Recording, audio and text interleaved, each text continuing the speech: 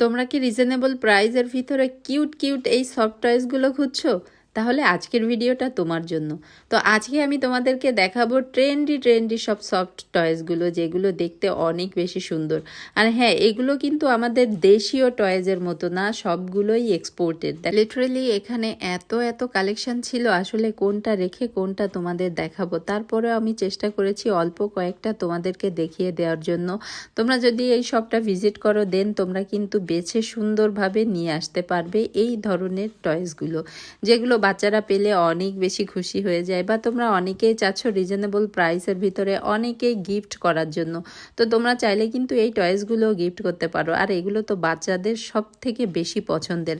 আর এই শপের লোকেশন হলো খুলনা সার্কিট হাউসের যে নিক্সন মার্কেটটা আছে, ঠিক তার শুরুতেই যে কিন্তু তোমরা এই সফট টয়েসের দোকানটা পেয়ে যাবে।